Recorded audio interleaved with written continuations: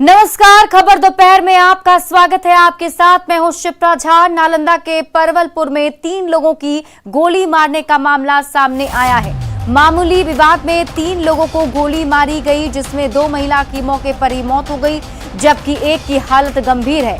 इस घटना का एक वीडियो भी सोशल मीडिया पर वायरल हो रहा है, जिसमें एक युवक हथियार लहराते हुए नजर आ रहा है। और ये तस्वीरें आपके टीवी स्क्रीन पर ये वायरल वीडियो है जो आप देख पा रहे हैं। देखिए, बताया जा रहा है कि गोली इसी राइफल से मारी गई है। फिलहाल पुलिस ने 2 लोगों को गिरफ्तार किया है और आरोपियों से पूछताछ कर रही है। ये उसी दिन का वायरल वीडियो है जिसमें आप देख पा रहे होंगे एक युवक जिसके हाथ में हथियार है और वो हथियार लहराता हुआ वहां से गुजर रहा है। बताया जा रहा है कि इसी राइफल से गोली मारी गई है। 3 लोगों को गोली लगी है, जिसमें 2 महिला की मौके पर ही मौत हो गई और एक की हालत गंभीर है।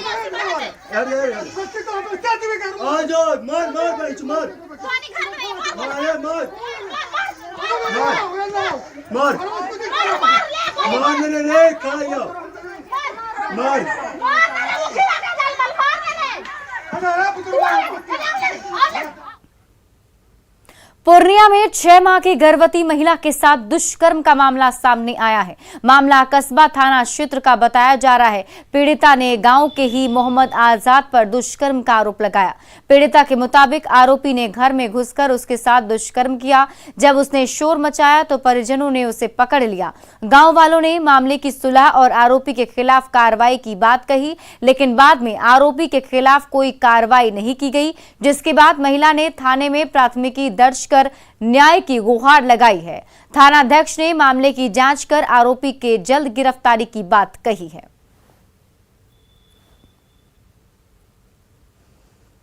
बिहार विधान परिषद चुनाव में कटिहार हॉट सीट बन गया है। एक तरफ बीजेपी से अशोक अग्रवाल तीसरी बार मैदान में है, तो दूसरी तरफ कांग्रेस और आरजेडी में गठबंधन टूटने के बाद दोनों दलों के प्रत्याशियों ने मैदान में उतरकर मुकाबले को और भी ज्यादा रोचक बना दिया है। क्षेत्र में करीब 50% वोट अल्पसंख्यक जनप्रतिनिधियों का है, जिस पर कांग्रेस और आरजेडी अलग अलग दावा कर रहे हैं और आपस में एक दूसरे पर भी आरोप लगा रहे हैं।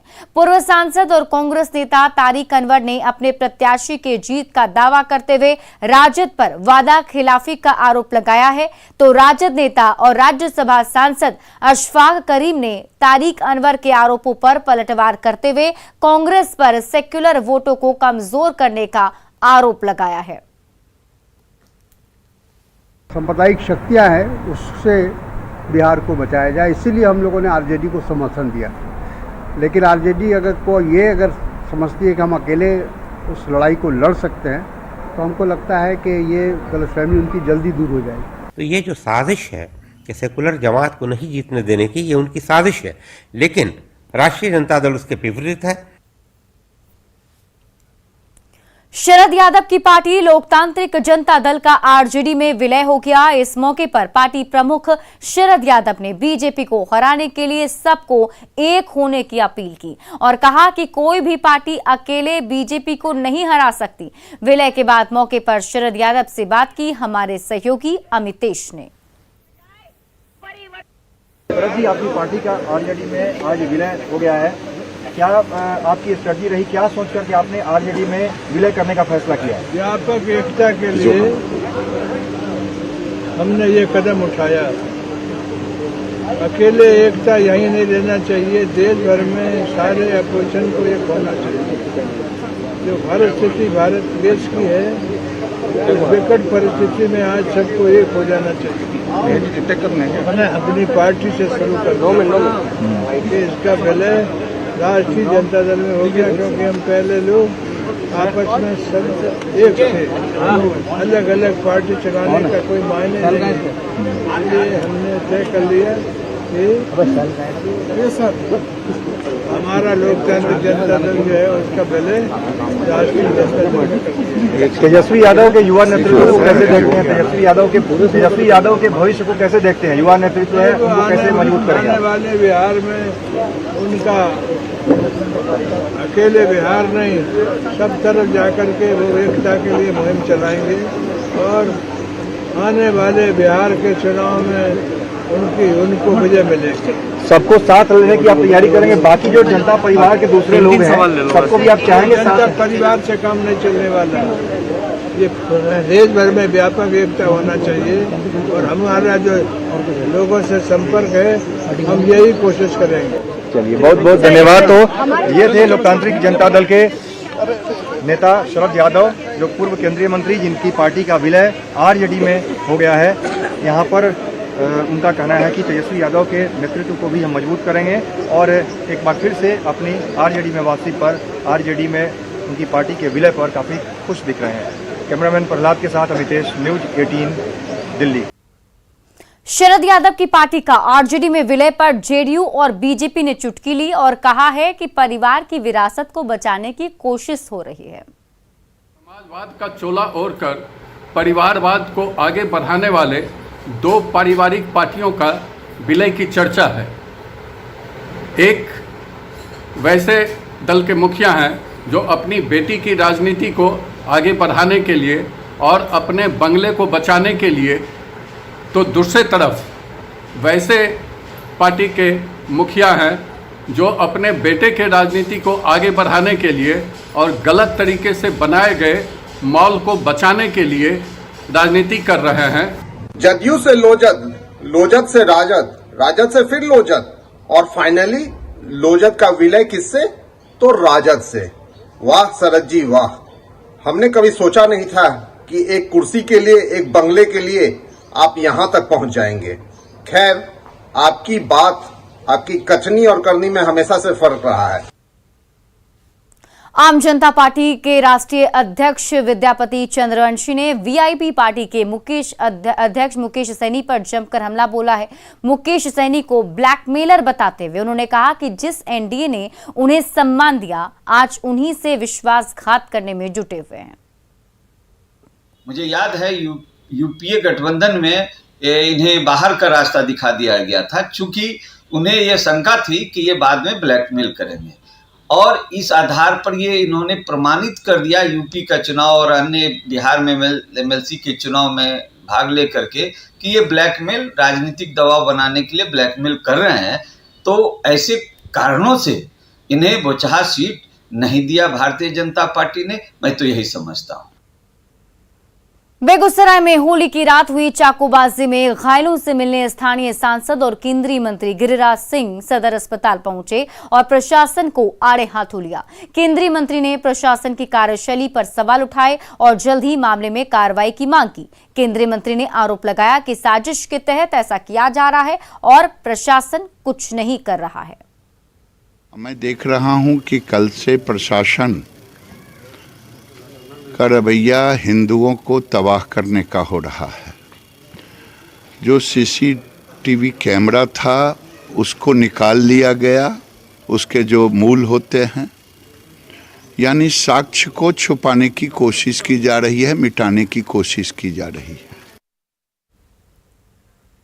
सिनेमा घरों में धूम मचा रही फिल्म द कश्मीर फाइल्स को अब बिहार के सभी विधायकों और विधान पार्षदों को एक साथ 25 मार्च को पटना के पीएनए मॉल स्थित सिनेमा हॉल में दिखाया जाएगा और इसी को लेकर सिनेमा घरों में स्पेशल शो की तैयारी चल रही है। इससे पहले बीते मंगलवार को ही कर्नाटक सरकार ने राज्य के सभी विधायकों को स्पेशल शो के जरिए ये मूवी दिखाई। आपको बताते चलें, हरियाणा, उत्तराखंड, गोवा, कर्नाटक, मध्य प्रदेश, यूपी, गुजरात और गोवा के बाद अब बिहार में भी प्रभावी तौर पर कल से यानी 21 मार्च से इस फिल्म के सभी शो टैक्स फ्री होंगे। पटना से और अधिक जानकारी दे रही हैं हमारे सहयोगी ऋतु रोहिणी। कश्मीरी पंडितों के पलायन पर आधारित फिल्म द कश्मीर फाइल्स देश भर के तमाम सिनेमा घरों में धूम मचा रही है और इसकी सारी जो शोज हैं वो हाउसफुल जा रही है और ऐसे में ये देश भर के कई राज्यों में टैक्स फ्री भी हो गई है।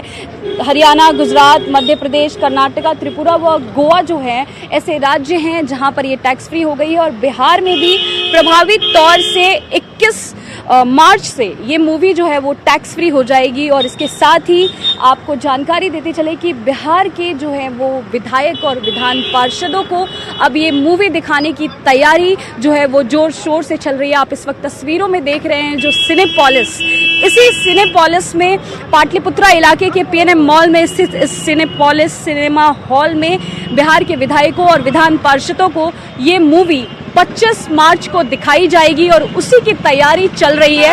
आपको बताते चले कि पटना के पीएनएम मॉल में इस फिल्म के 7 शो प्रतिदिन चलाए जा रहे हैं और इन शो में प्रतिदिन तकरीबन 1400 लोग जो हैं इस फिल्म को देखने के लिए आ रहे हैं और अभी तक इस फिल्म ने तकरीबन 100 करोड़ की कमाई कर ली है। तो ऐसे में जहां एक तरफ असम के सरकारी कर्मचारियों को भी इस मूवी को देखने के लिए आधे दिन की छुट्टी दी जा रही है, वहीं अब बिहार के विधायकों और विधान पार्षदों को ये मूवी दिखाने की भी तैयारी चल रही है और 25 मार्च को ये मूवी जो है उन लोगों को दिखाई जानी है और इसी की तैयारी जो है वो चल रही है। आप पीछे तस्वीरों में देखिए कि इस वक्त जो हमारे पीछे सिनेपोलिस है, इसी सिनेपोलिस में इन विधायकों को, तमाम विधान पार्षदों को ये मूवी दिखाई जाएगी और इसकी जानकारी बीते गुरुवार को विधानसभा की दूसरी पाली में सदन की कार्यवाही खत्म होने के बाद उप मुख्यमंत्री तारकिशोर प्रसाद ने दी थी। तो ये जो मूवी है लगातार धूम मचा रही है और हर कोई जो है इस मूवी की तारीफ कर रहा है, जो भी सिनेमा हॉल से निकल कर आ रहा है। और इसी वजह से ये फिल्म जो है कई राज्यों में भी टैक्स फ्री हुई है और बिहार में भी प्रभावी तौर पर 21 मार्च यानी कल से टैक्स फ्री होनी है। न्यूज़ 18 के लिए ऋतु रोहिणी, कैमरामैन मनीष के साथ पटना। और बांका से बड़ी खबर, अमरपुर में संदिग्ध हालत में मौत में मृतकों की संख्या अब 9 पहुंच चुकी है। मौत की वजहों का खुलासा नहीं हुआ है, लेकिन बांका के अमरपुर में संदिग्ध हालत में 9 लोगों की मौत हो गई है। पहले यह आंकड़ा 8 था, अब देखिए एक और व्यक्ति की मौत हो गई है, जो अब मृतकों की संख्या 9 हो गई है। फिलहाल मौत की वजहों का खुलासा नहीं हुआ है, लेकिन शुरुआती जांच में या फिर परिजनों की तरफ से ये आरोप लगाए जा रहे हैं कि जहरीली शराब से मौत हुई है। बांका जिला के अमरपुर प्रखंड में आज सुबह से लेकर अब तक 8 संदिग्ध मौत हो चुकी है और मौत का मातम है। अभी मैं फिलहाल अमरपुर रेफरल अस्पताल में है और यहाँ पर सबसे पहले अमरपुर बाजार का रघुनंदन पोद्दार की तबीयत खराब हुई और यहाँ आने के बाद इलाज के बाद उनका भागलपुर रेफ़र किया गया। ऐसे करते करते यहाँ पे 4-5 मरीज आए और जो कि भागलपुर रेफ़र किए गए और सब में एक ही टेंडेंसी थी, वॉमिटिंग की टेंडेंसी। यहाँ से भागलपुर इलाज के लिए भेजने के क्रम में कुछ लोगों की रास्ते में मौत हो गई और कुछ लोगों की भागलपुर में मौत हुई है। किसी को पेट में दर्द था, किसी को वीकनेस था, किसी को वॉमिटिंग का टेंडेंसी था और किसी को ब्रोंकियल अजमा का टेंडेंसी था। जिसको तक था उसको रेफ़र कर दिया गया, जो मर्सी जिसका इलाज हुआ यहाँ पर, और उसके बाद रास्ते में ही रेफ़र कर दिया गया, तो रास्ते में ही डेथ कर गया। अच्छा डॉक्टर साहब, जो भी यहाँ पर आए क्या सब में वॉमिटिंग की टेंडेंसी थी? नहीं, सब में वॉमिटिंग की टेंडेंसी नहीं थी। किसी में ब्रोंकियल दम फूलने की बीमारी थी, किसी में वॉमिटिंग थी, किसी में पेट दर्द, किसी को वीकनेस भी था। ये जांच का विषय है कि आखिर मौत का वजह क्या है। Nagendra, news 18 network, Banka. भागलपुर के विश्वविद्यालय थाना क्षेत्र में 4 लोगों की संदिग्ध मौत का मामला सामने आया है। जहरीली शराब से मौत की आशंका जताई जा रही है। वहीं घटना के बाद स्थानीय लोगों ने बवाल काटा और साहिबगंज मुख्य सड़क को जाम कर दिया है। अभी हम खड़े हैं भागलपुर के साहेबगंज मोहल्ले में। आप देख सकते हैं कि यहाँ पर विनोद राय नामक व्यक्ति का शव पड़ा हुआ है और साफ तौर पर परिजनों का कहना है कि इसने शराब पी थी और उसके बाद इसकी हालत खराब हो गई थी, जिसके बाद इसे मायागंज अस्पताल ले जाया गया था, लेकिन इसकी जान नहीं बचाई जा सकी। और अब हम बात करते हैं उनके परिजनों से, क्या हुआ था? मायागंज ले गए, कैसे शराब मायागंज ले गए सर, तो रही बोला कि इसको शराब का नाम लिया तो हाथ नहीं लगाया डॉक्टर। जब बोले, फिर जाके बोले, हम जब झगड़ा करने लगे तो क्या बोला कि इसे क्या हुआ है, हम बोले कि इसको मतलब गैस फंस गया, पुआ पूरी खाया तो इसीलिए गैस फंसा। तो फिर आकर के वो बोतल में पानी टंगा, एक सुई दिया, बस कहानी खत्म। कहाँ शराब पिया था? वही शराब वही साहेबगंज चौक पे पिया होगा। पिया था? हाँ पिया था, तो यही साहेबगंज में पिया, पी करके आया तो उल्टी पुल्टी किया। आँख का रोशनी भी गया था? आँख का रोशनी तो आँख नहीं खोल रहा था, आँख खोलवे नहीं किया। किस दिन पिया था शराब? कल भी पिया था और परसों भी शायद पी लिया था। परसों भी पिया था। शराब धड़ल्ले से मिल रहा है, साहेबगंज में धरले शराब मिल रहा है। हाँ। हम लोग को तो जानकारी मिली है कि साहेबगंज में शराब मिल रहा है और धरले से यहाँ शराब बिक रहा है। प्रशासन इस पे कोई ध्यान नहीं दे रहा है और प्रशासन उल्टे बोल रहा है कि जो है आप मालूम है आपको कि शराब मिलता है, तो शराब मिलता नहीं तो ये शराब लोग पी करके कैसे ही लोग का डेथ हुआ। नतीजा हुआ अभी नहीं पीता था, पढ़ता लिखता था लड़का, अब होली दिन पिया, जहर बेचता है वो। कौन? श्याम चौधरी सर जहर बेचता है वो। हम लोग गए अभी उसके घर पर, केवड़ा लगा दिया, मौगी बेटी सब आ गया, उसको मारते हैं अभी हम सब, उसको भागा दिया।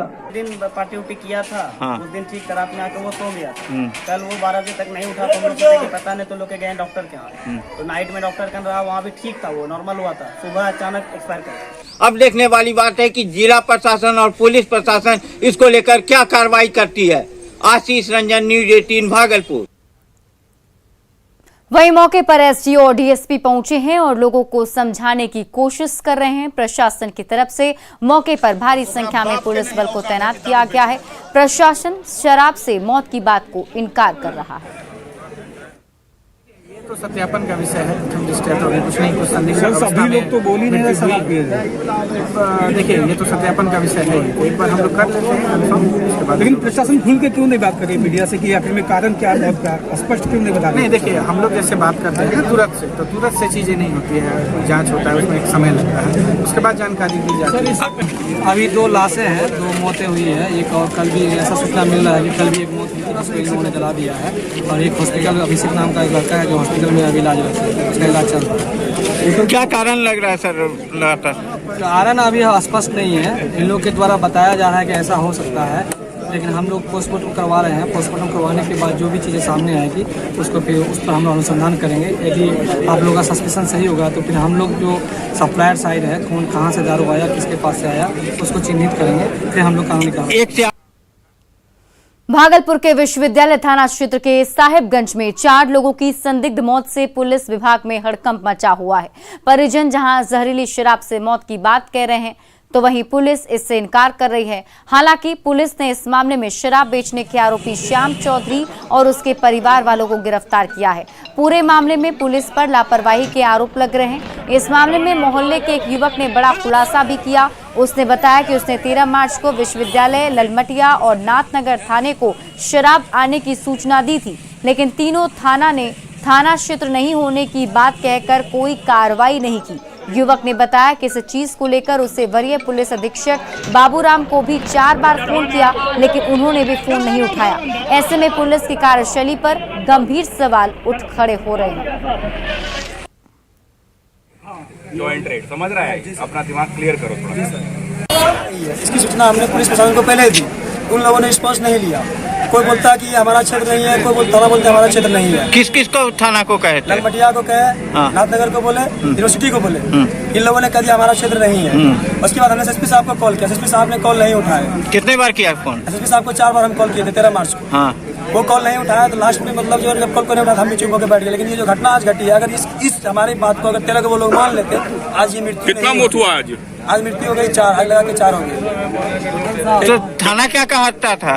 थाना बोलता था कि मतलब जो ये हमारा क्षेत्र नहीं है। हाँ, क्षेत्र के कारण जो है मारा खा रहे थे।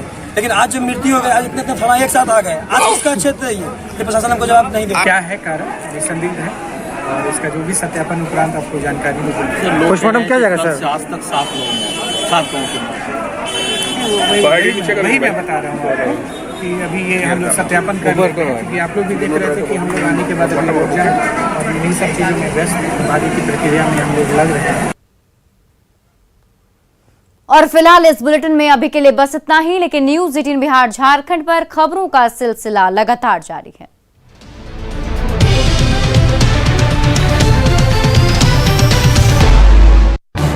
इस न्यूज हेडलाइन